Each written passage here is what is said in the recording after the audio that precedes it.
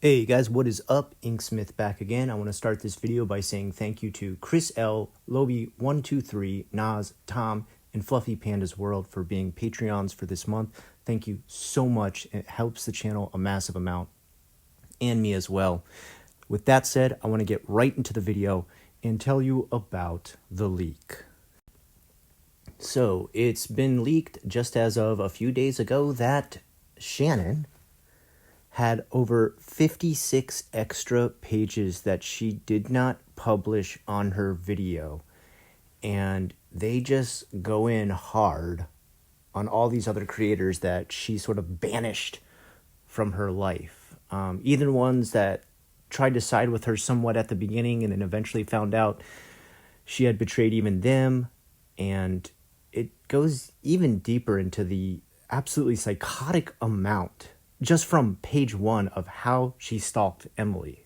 I mean, she pretty much wrote her own death warrant. It's going to start with this. This video, and I'm reading this verbatim from the document that you can actually get a download from on Nick Diorio's page. He's got a link to the Google file. If it's still up, I'll link it and post it in my notes and pin comment so that you can match it up verbatim if you need to. But I do like to back up stuff like this with actual source allegations. This video is going to be as short and to the point as possible. I'm going to go through Emily's lies point by point with evidence showing how she has lied on screen. And I'm going to leave links in the description box below to everything I am talking about. That way you can verify the authenticity. The only things I will not link to will be Emily's Facebook accounts, where she goes by different names, of which there are many. Now, here's where it gets good. 99% of the evidence shown in this video is going to be from Emily's accounts. And listen to this. This is where she really just kind of like ties the knot. Including posts from her Emily Artful YouTube, Twitter, and Instagram accounts that go against what she is stating currently, that were posted before she decided to make up this narrative that I and my husband give a hoot about. That's a very strange use of the word hoot, but okay. I want to be clear, all of these publicly accessible, all of these were found by a PI hired after she made these false claims. Didn't she say she didn't hire a PI? Okay, whatever. And all of these accounts link back to Emily through Emily's own telling. These accounts both affirm parts of her story and debunk others, and I will show them in their entirety.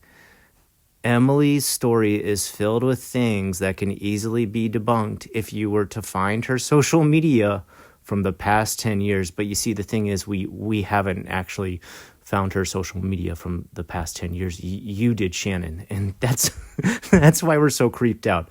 Or even scrolling down on her Instagram. However, Emily's narrative that I stalked her is in part made so that when I show the proof of her lies from her accounts, she can further claim that in and of itself is stalking. Well, that's a very strange use of the word.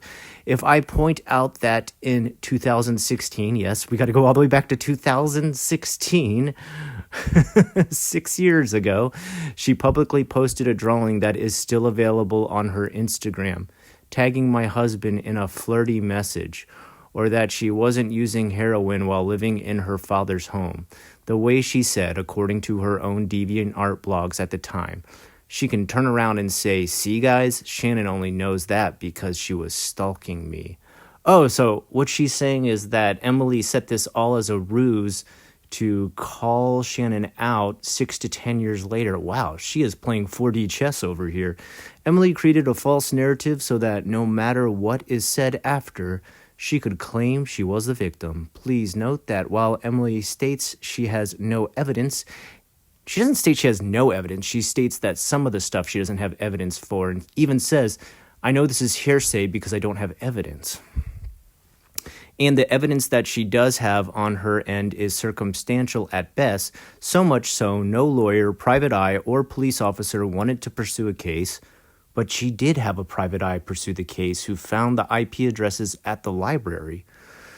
So much so that she stated that if she pursued this legally, she'd get nowhere. However, I have plenty of concrete evidence that shows what actually happened, and most of it is from her, and am currently pursuing my legal options, especially given that in the video in question, Emily states that it is likely that not everything that she attributed to me and my husband actually was us, despite her claiming as much. Yeah, I think we can all understand that as YouTubers, we sometimes deal with harassment from multiple sources. It's part of being a public figure. And maybe there are times where there was crossover between random people harassing her and you harassing her. What her point was that you were the main person, Shannon. All right, let's see. Then she has a post from Emily that says, Emily Artful, show me proof that I've been a thorn in your side for years. Why wouldn't you have mentioned that in our conversation in 2018? You can't because you're not Shannon and never wanted anything to do with the real Shannon. Yeah, didn't Creepshow Art not have, there was a bunch of fake accounts on Twitter for a while. But this Creepshow Art account from July 28th says, me as the defendant, you've not even given me a chance to get my side out. Here is a preview. The reality that Emily presents is the mirror universe of our reality. My husband's drug addict ex has been a thorn in our side for years. Well, wait. I thought you said she wasn't using drugs, so the whole SA story was totally false because she lied about using drugs. So which one is it, Shannon? I admit, okay, and Emily restates with this, I admit my evidence alone is circumstantial. However, multiple people, both publicly and privately, have confirmed they witnessed Shannon's stalking and harassment of me. So all these people, myself included, who are putting their careers and reputation on the line are lying? Question mark? There doesn't seem to be any response from Shannon on that one. All I've wanted to do is move on and live my life. Everyone deserves some peace, and I don't think I should be excluded from that because I was a drug addict 6 years ago. And then Shannon has no reply to that. I mean, I think these are pretty clearly sane statements, but at the same time, I have heard some people say that some of these that she's put in the document are doctored and have been proven to be doctored. So anything I'm reading from this, that supposedly is a screenshot, take it with a grain of salt. All right. Side note, who else is putting their careers on the line? The two other people who have publicly lied about this are two people who don't work on the internet, both of whom I will also discuss in this video and show why they will not be believed. The other creators who have come out against me and said I ever spoke negative about her have either remained anonymous or have a long history of disliking me that has been documented and are actively lying. No screenshots or evidence has been shown by these people, which is so odd. If I was incensed by Emily, wouldn't I have talked about her more? No, nothing. Everyone just suddenly has no evidence as to what they are claiming. But they swear at some point they did. Sure. Well, I mean, that was the thing, Shannon. She said, you would just make up stories with another person's name, but it would be about the stuff that you had done to her.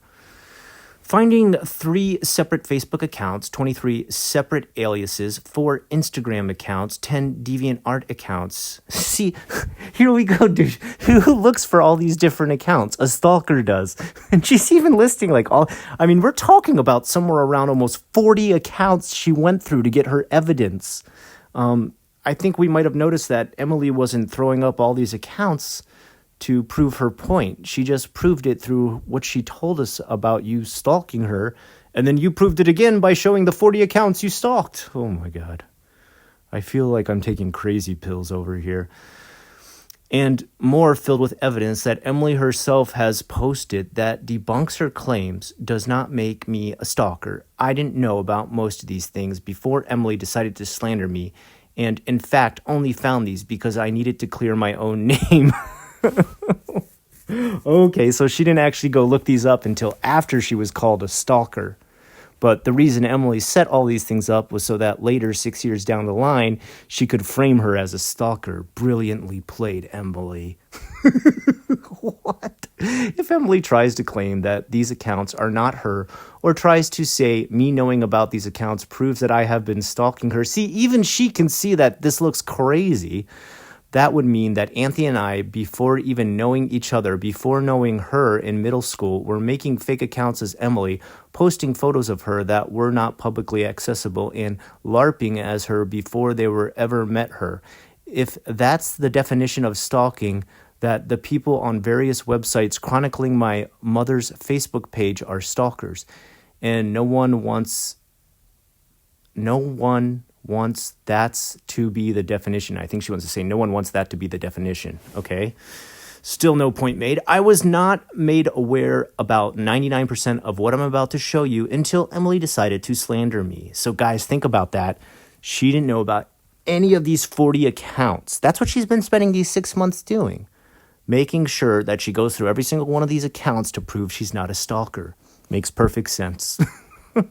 I am also going to be showing proof via videos Emily has put out on her own channel, some of which are still live, while other videos were deleted before uploading her slanderous video on me that contradict her content without her permission. So they were deleted after she put up her video about you, but you saved them before she put that video out? Why? Did you think this was coming? Are you also playing 4D chess? Like, huh? I actually had reported this channel multiple times. Oh, sorry. I missed a line here. Okay, I'm just going to start from the beginning on this one. I am also going to be showing proof via videos Emily has put out on her own channel, some of which are still live, while other videos were deleted before uploading her slanderous video on me that contradict her statements. Videos that were luckily archived by a channel I was made aware of that was re-uploading her content without her permission. Wow, isn't that convenient? There was an anonymous channel saving her content and uploading it so that later Shannon would have access to it. Man, that's really convenient. Man, thank goodness somebody did that. I wonder who made that channel. I actually had reported this channel multiple times. Oh, look, she was just looking out for Emily. She was trying to report this channel. God, she's an angel.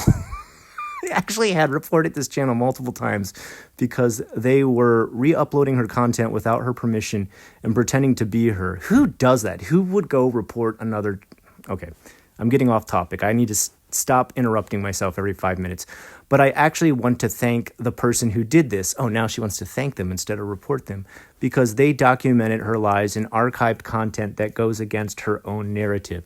So nobody knew she was going to make this slanderous video, and no one even knew she was going to talk about you stalking her, but somebody saved all these videos just in case she decided to make a slanderous video about you stalking her. Makes perfect sense. I totally see why someone had these up. I will be using Emily's full name in this video, seeing as Emily herself places it in the description box of some of her videos, and it is publicly known, proof on screen. I will, however, be hiding her Facebook profile names, blah, blah, blah, blah, blah. That's fine. Let's go on to the next part. We've got 112 pages to go, folks. I'm probably not going to go through every page. Maybe I'll break this up into multiple videos.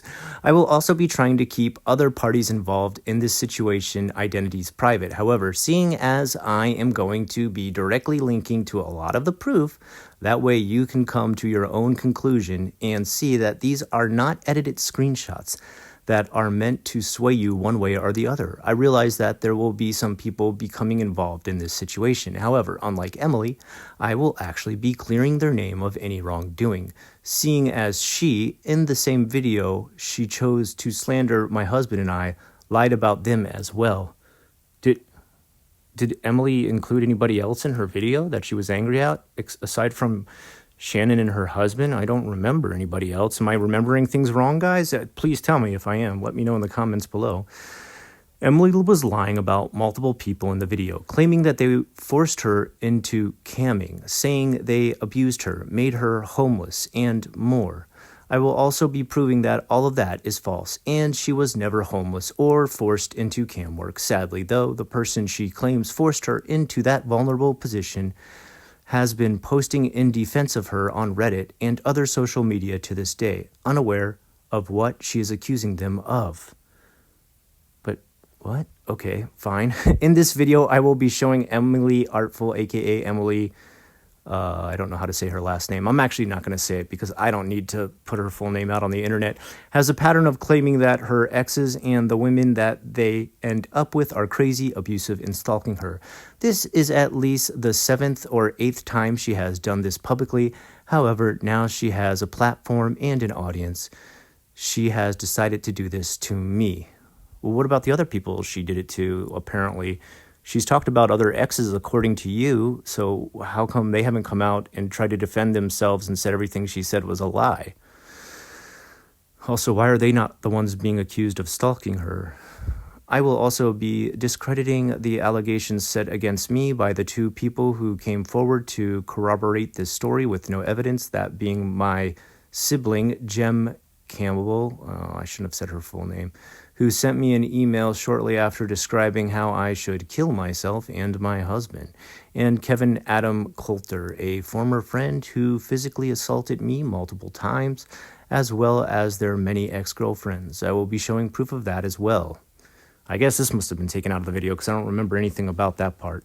None of the proof will be from my word alone, and again, everything will be linked in the description down below. There will also be a Google Doc with all the links, screenshots, and everything I say verbatim in this video. If I ever mention something that has no proof, I will state that is either strictly hearsay, circumstantial, or an assumption. She doesn't actually ever do that, I don't think, as to not confuse you. Or I will state if I have a witness to these situations, which I've never seen any witnesses come forward, who I would be willing to contact to testify in this situation. Nobody testified for these situations. It strikes me as incredibly disturbing that in Emily's video, she states numerous times that she has gone to multiple authorities, that being the police, to a lawyer, and to a private detective. Only one of those is an authority. And was told every time that she has no case, she has no solid evidence, and that she wouldn't be able to prove anything she said in court of law, to the point where even in her own video she states that a lot of the harassment was, quote, probably not from my husband and I. Yet she felt comfortable enough to make a video about that. I don't think she says that in the video. I don't think you're remembering that correctly. Oh, sorry. It continued on to the next page and I didn't see that. And yet she felt comfortable enough to make a video that garnered over 3 million views, in which she states within the first 2 minutes that I, quote, 100% am her stalker and my husband is also. Her own lawyer advised her not to pursue this, telling her she could prove any of her claims. I think they wanted to say not prove any of her claims, but she went forward and did so anyway. If she truly believed we had done this, she would have filled a restraining order when I gave her my location. How would that help? How would a restraining order help get you to stop stalking her online when you're moving library to library, stalking her, from multiple different IP addresses? Yeah, she could have gone and done that. How effective would it have been? It's the same situation with the police. What could the police have done? A lot of times victims don't go to the police or go to a lawyer or do anything because there's not a lot they can actually do. Like you said yourself, she needed evidence, and the only evidence she has is some stuff from online. As far as Anthony's concerned, I don't know how she could prove from a long time ago that he committed SA against her while she was in a inebriated state. I mean, all these things are easier said than done. Sometimes it's very hard for women to even come forward with those because it's a traumatic situation. Just to be like, well, it must not have happened. She didn't come forward with it. It's completely ridiculous. It's important to me to emphasize now that Emily states in her video that she has no direct proof of anything. She doesn't say that. You're completely twisting her words. She says, some of this is hearsay because I don't have evidence to show. But for some of it, she does, and she shows the evidence. And small claims she makes, such as her working as a makeup artist, her Facebook being hacked, her being a cam model, and more. Alternatively, I was able to get proof from her own Emily Artful account in other social media that she previously owned, proof that would show some of what she is saying did occur that she could use to bolster her case. I don't know what that means. However, because Emily is lying about various aspects, like exact dates of when things occurred, the people who were there and what she was doing when she was sober and more, she cannot use screenshots to support her statements because they would disprove what she is saying. Well, if that's true, then where are those screenshots? Why didn't you show them if she won't show them? I don't get it. Remember, this as the video goes on, everything I am showing is public. Emily knows it's public, and it could have been used in her video against me. So then why don't you have it if all this stuff is public, all these screenshots that can prove what you're talking about? However, she thought she was being stalked by me, never thought she would have to account for her lies, and thought no one would care enough to fact check her simply by scrolling back on her Instagram and checking the veracity of her statements. I am also going to show proof that Emily changing her story after the video was put on both on Twitter and in the comment sections of her own video, and show how she has debunked a lot of her own claims. You've debunked a lot of your own claims, but I don't know so much about Emily. Without realizing it. This is important to do because some of the things she states herself and some of the screenshots she provided go against the story she is telling, but she cannot keep up with the lies in her videos and post proof against them. This video is going to be heavily itemized, so feel free to skip. Okay, I don't need to read that part. All right, we've got a timeline.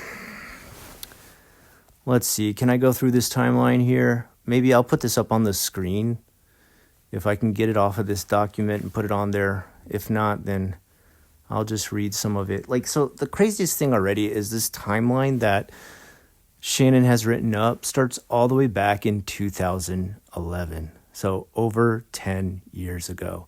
And then it has stuff listed so much in so many different connecting networking pathways that it has to go into timeline part 2. And I mean, it looks like a Venn diagram over here. It's insane. I don't even want to go through this whole thing because it's more of a visual thing you would have to look at. Part 1, the relationship. Emily and Anthony dated for 3 to 4 months in 2011. Wow, so going back that far. Emily was 19, Anthony was 18. For some reason, Emily says in her video that she was between 18 to 20, but since she has active accounts online from when they met, including chat logs from Facebook of all their conversations, which she has helpfully proved to have access to via her Twitter, she would know the age when she met Anthony, and she would know when they dated. Okay, so if you have that, why don't you just go ahead and post those here? Let's see if she has that. All right, it says Emily back in April 25th, 2011. And again, remember, I've heard some of these are doctored, so I don't know how much we can actually believe. It says, blank is babbling nonsense besides me at 1 a.m. Wouldn't expect any less. Just hope he doesn't do it at the altar. Oh, meteor showers. I guess that was, Anthony back then. Okay, so... all right, fine. Maybe that's a true post. So what? And Emily Artful, confirming Anthony went by the name Ayla for a time. His band names were Meteor Showers, like the Owl City song, Ayla, Pixels, and eventually just posting music as Anthony Parker. Okay, whatever. Annabelle Wanted. Annabelle Wanted is the name of the band? But I don't know why in parentheses it says deceased. Does that mean defunct, like the band isn't around anymore? Is that what they wanted to say? For a list of all the aliases she has gone by online, skip to part 0. What? Emily was right. The relationship was not great. However, she frames the situation as completely one-sided in order to portray herself as being more victimized by Anthony for whatever reason. Wait, so why is this listed underneath the Annabelle Wanted? Okay, maybe this is just a separate part. It looks like it's part of the Annabelle Wanted page, but this is very confusing. Okay, sorry. This is going back to more stuff Shannon is saying. She simply says that she was codependent and tried to break up with him multiple times, at which point he'd cry and manipulate her into staying with him. That is untrue. This is not to say Anthony was perfect in the relationship either. Relationships are two-sided always, and no one is perfect. However, she opted to lie about numerous instances that I will be clearing up now. During this time, Emily was not abusing drugs as she stated, and this is known because Anthony himself has a history of past drug abuse from when he was a teen and has a zero tolerance policy for that in his life. Anthony has been sober for over 10 years. Emily is well aware of this, and this is his biggest deal breaker in relationships. This is what doesn't make any sense to me. Like, okay, he had a zero tolerance. What is that? How does that mean he didn't meet her? I don't get that. What? So him being straight edge meant he could only see straight edge people? Was everybody else invisible to him? You really think he never ever hung out with another person who used drugs during all the time that he's been sober? That's such a ridiculous statement. During the short relationship, Emily ended up moving into Anthony's grandfather's home. This can be corroborated by Anthony's grandfather, who we have contacted, who is willing to state what I am saying in court.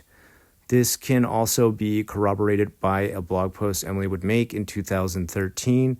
Like, so again, how do you have all this stuff? And also, you're saying the grandfather would say this in court, but, you don't even have like any kind of proof of that. I mean, my grandmother would also say that in court. She's dead and has been so for the past 10 years. But I promise you, if you listen to the story that I'm writing down right now, she'll say anything I want her to say if I write it down on paper. I mean, that's a horrible thing to like use as proof. Oh, this person who's, a relative of a relative is the proof that they were there at this time, even though I can't ask them right now. If there is court, they'll show up and say, yes, that's true.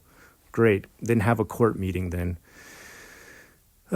He is willing to state that what I am saying is right in court. This can also be corroborated by a blog post Emily would make in 2013 talking about she has a history of moving in with her long-term boyfriends. Okay, great, whatever. In fact, Anthony and I once broke up because I would use weed recreationally, and he personally didn't want to be around people who did that. That is hearsay in my own personal experience, which is admittedly biased. Okay, so that's not actually hearsay. That's just you talking about a past event of your own life. Hearsay would be something that you would allocate against somebody else, but would not have proof to back it up. So you're saying, all I can do is tell you what happened. Okay, whatever. If need be, we can call upwards of 20 people who have all had Anthony say the same thing. So call up one of them. Just call up one of them and ask them if you can record their voice. If you have all these people, where are all their evidence, voices, messages, whatever? Because he is exceedingly cautious with drug use. A lot of people who had this experience with Anthony are also mutual friends with Emily. Okay, so bring one of them forward. Emily framing us as two people attacking her over past drug use makes no sense, given Anthony's history, which Emily knows about, and the fact that more than half of my extended family has their own issues with drug use, and my parents met in AA. I have no issue with addicts. I have no issue with people who have used drugs in any capacity, seeing as my parents raised me to be sensitive to people with addiction. But of course, this is one of the lesser lies in her video. It also stands to reason that if she was abusing drugs at this time, Anthony, his grandfather, or his grandfather's girlfriend at the time would have seen any indication or sign of this. Yeah, because no one's ever tried to hide drug use before, right? Seeing as there is a history of other family members using drugs and they are very aware of what it looks like and wouldn't have allowed it in their home, it's absolutely ludicrous to think that Emily would have been able to hide that while living with them under their roof.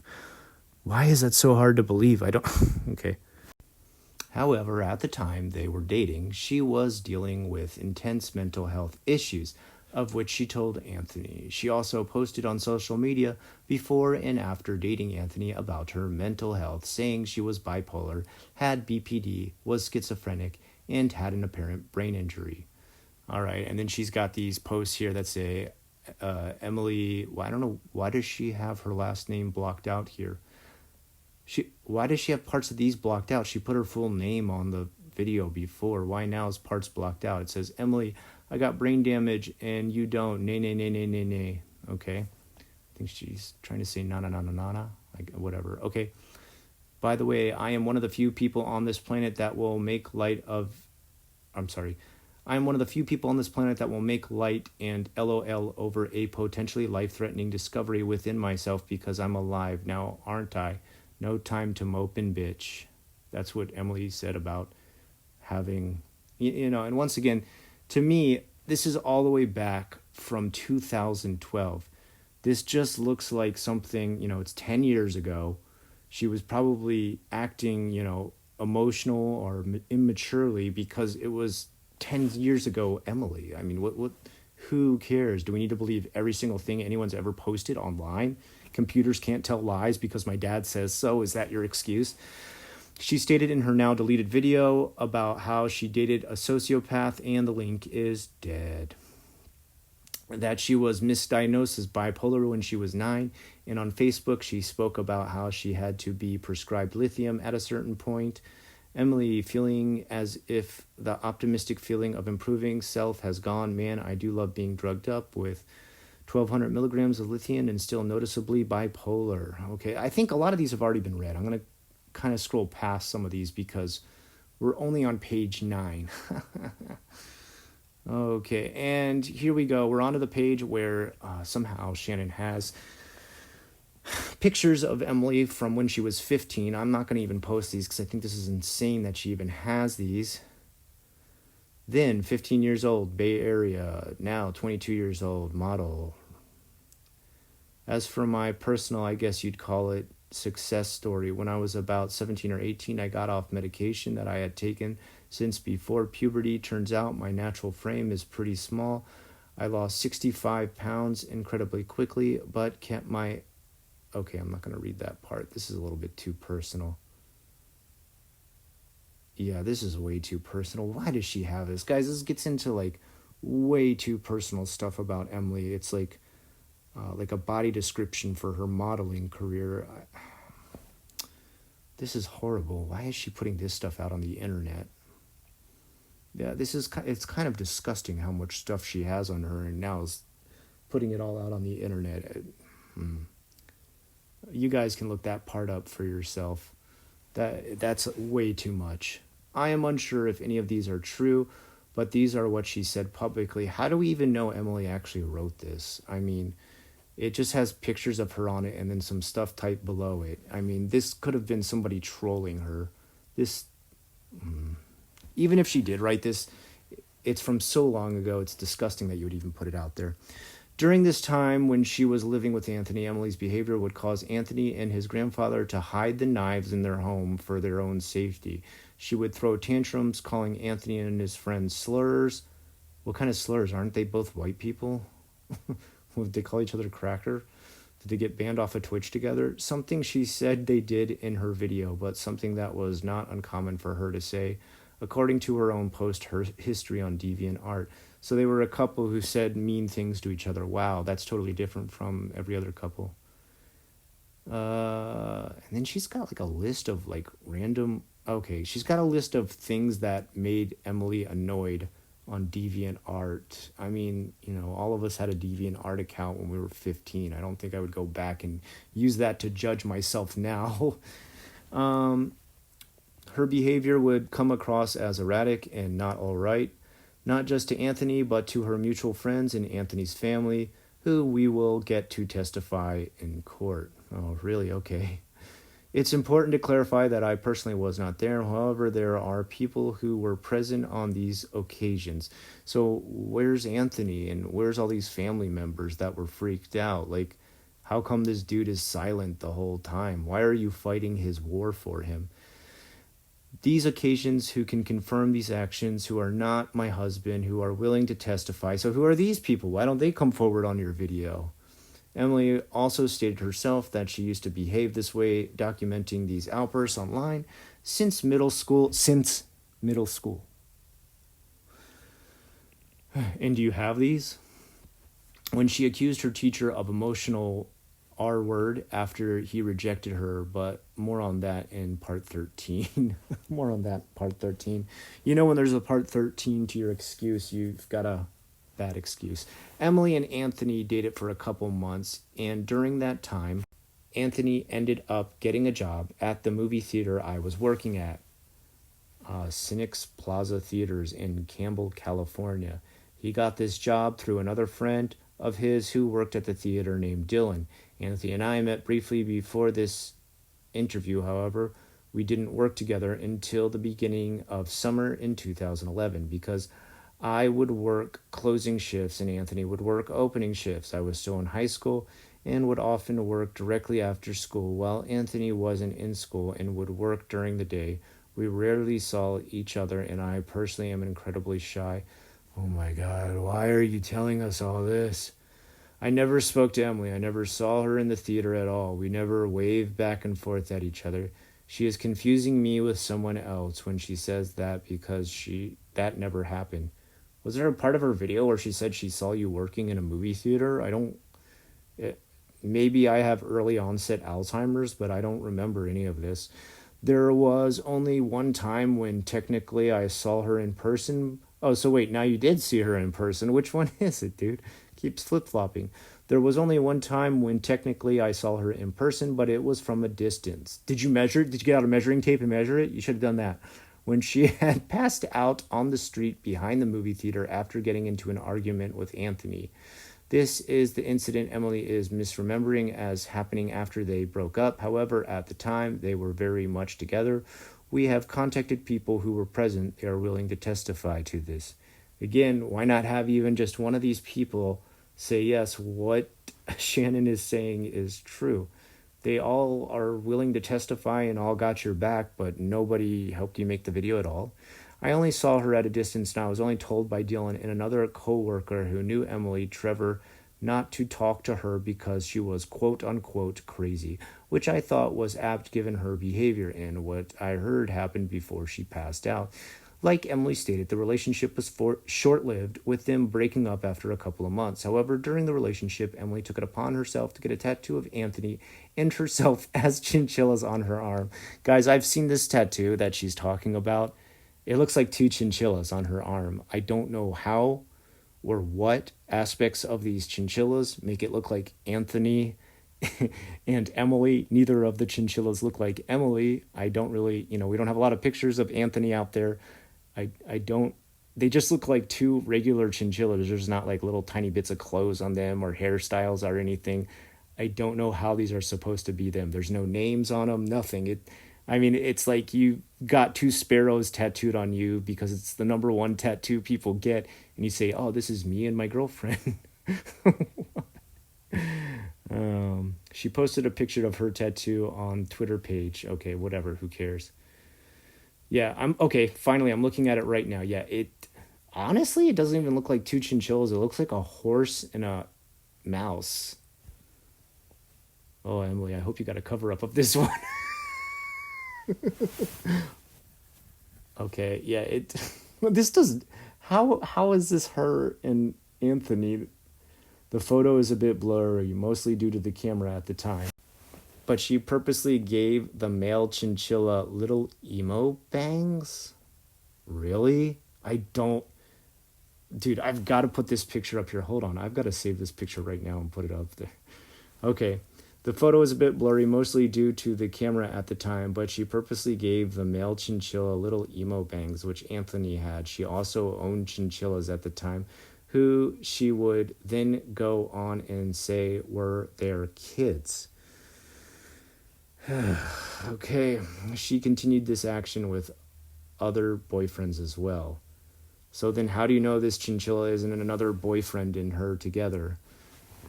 Here's her doing so a year after Anthony and her dated. And it's just a random picture of a chinchilla and like Emily saying, these are our kids. Okay, this proves like this is like the most like random obscure crap that she found on Emily's very, very old profiles that are so vague and out there that she could pretty much say anything. She could be like, Emily definitely married an alien and got a picture of her and the alien as chinchillas on her arm. Here's a picture of Emily saying a chinchilla is being in a disguise as an alien. Like, you could say anything. These are so vague. Oh my God, this is insanity. And here's her doing so in 2015 while living with her boyfriend Bob. This post is still active on her Instagram. The apple of our eye, the kid, as he's known to my homies. It's like the ear of a chinchilla in somebody's flannel shirt. How the hell does this prove anything?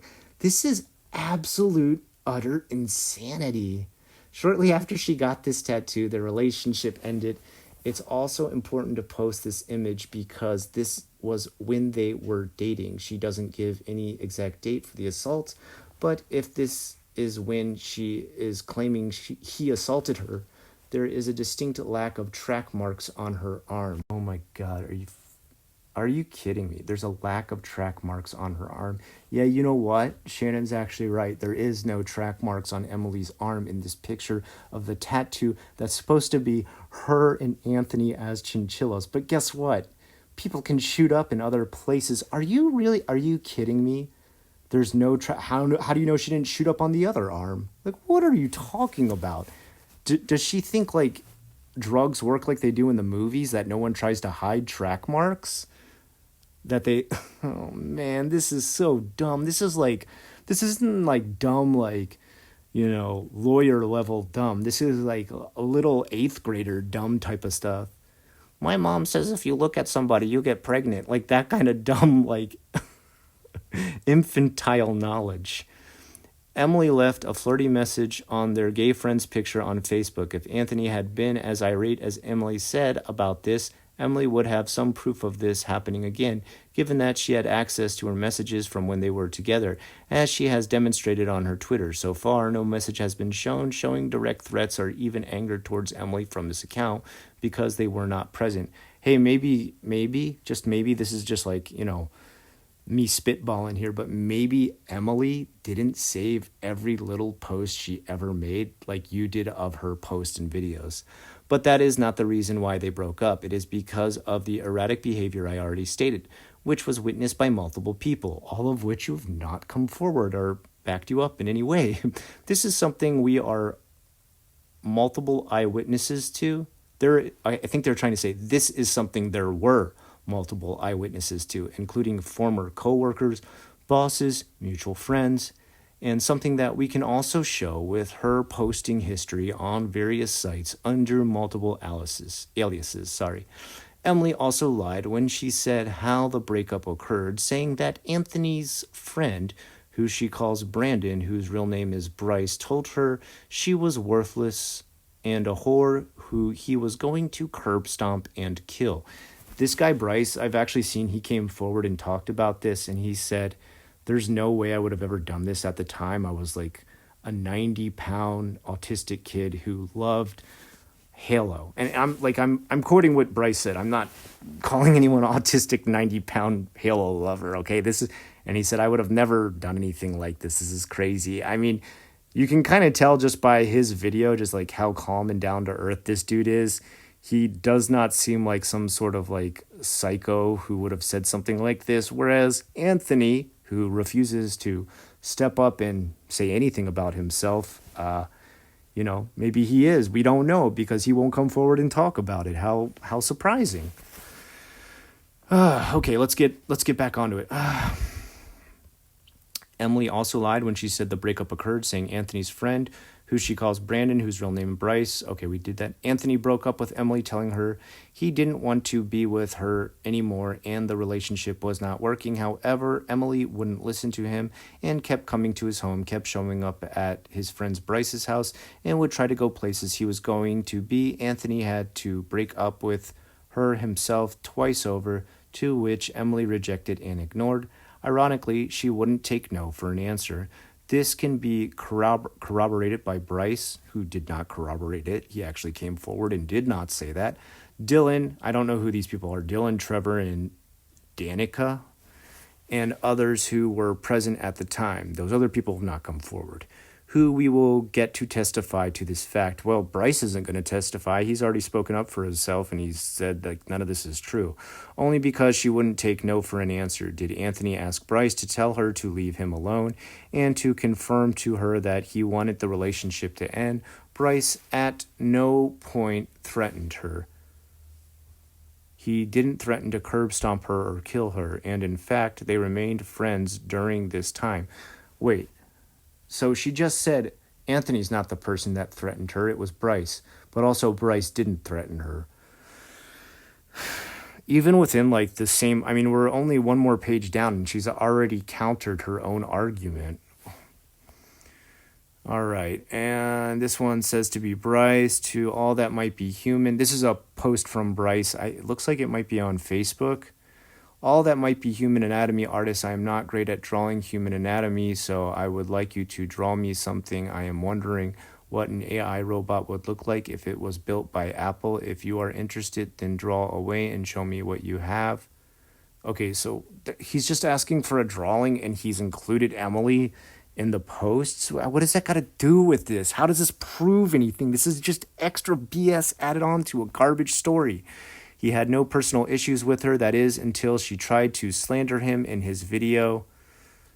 It's also important to note that Bryce at the time of this occurring was not breaking 100 pounds. He was incredibly skinny, shockingly so. I say this not to body shame him or mock him, but the idea that Emily thinks Anthony would employ this man as his muscle is stupid. Maybe he didn't do it, though. Maybe he just said that Bryce is... Okay, whatever. After they broke up, Emily and Anthony have stopped talking in full or considerable amount of time. In going over the physical evidence, I found that Emily also brought up on Twitter after the fact that she was close, in her words, to Anthony's step-grandma, that she would encourage him to get close to her and be kind to her as Emily and his step-grandma had bonded. Okay, so here's the part. I actually covered this in a past video where she says that Emily wanted to move in or see or hang out with Anthony's step-grandmother, and none of this was true, and that her Anthony's step-grandmother will testify to this. And this pretty much ends the first part, and the next part is called Part 2.1, What Emily Left Out. And it goes on and on and on. I don't know, guys. Is this good enough that you would want me to go through each part by part and just disseminate each thing that is just countered everything that she's saying throughout this entire thing? There's like just constant contradictions. The worst part about all this is eventually by the end, she starts to go into this huge breakdown about how much she hates Tipster, and she just roasts the guys to a disgusting point. It's horrible. So anyway, I'm going to end it here. Guys, let me know if you want me to go farther into this thing. I will go through every single page if you absolutely want. But I'll start the next one with Part 2.1 called What Emily Left Out. Let me know in the comments below if this is okay. If this is too boring, me reading it verbatim, that's okay too. Just let me know. Give me your honest opinion. I'm fine to stop it right here if you'd rather. Until next time, I've been the Inksmith. Have a great rest of the day.